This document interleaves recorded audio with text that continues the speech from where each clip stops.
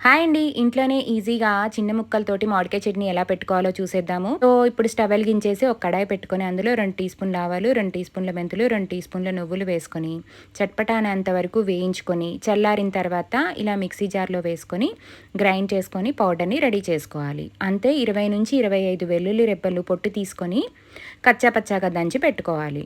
ఇప్పుడు ఒక కప్పు పల్లీల నూనెని వేడి చేసుకొని కొద్దిగా పసుపు వేసుకొని వేడి చేసుకొని చల్లారనివ్వండి. ఇప్పుడు మామిడికాయ ముక్కల్ని ఇలా చిన్న చిన్న ముక్కలుగా కట్ చేసుకోండి. ఇలా కట్ చేసుకున్న తర్వాత వీటిని ఒక బౌల్‌లో వేసుకుందామండి. ఇక్కడ నేను మీకు కప్పులతో చెప్తున్నానండి మెజర్‌మెంట్స్. 4 కప్పుల మామిడికాయ ముక్కలకి హాఫ్ కప్పు కారం తక్కువగా ఉండే కారాన్ని తీసుకోండి. అంతే 1/4 కప్పు వరకు ఉప్పు పడుతుందండి. ఉప్పు ఒకేసారి వేసుకోవద్దు.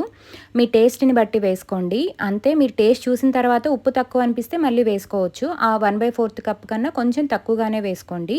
అంతే మనం గ్రైండ్ చేసిన పౌడర్‌ని కూడా వేసుకొని ఈ పౌడర్‌లంతా ముక్కలకు పట్టేంత వరకు బాగా కలుపుకోవాలి.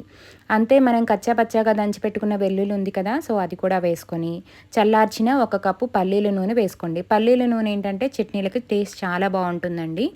సో, ఇలా మొత్తం అంతా ఈ ఆయిల్ కలిసేంత వరకు బాగా కలుపుకొని ఒక రోజు అయిన తర్వాత టేస్ట్ చూసుకోండి. టేస్ట్ చూసుకొని మీకు ఒకవేళ ఉప్పు గానీ, కారం కానీ తక్కువ అనిపిస్తే ఇప్పుడు మీరు కలుపుకోవచ్చు.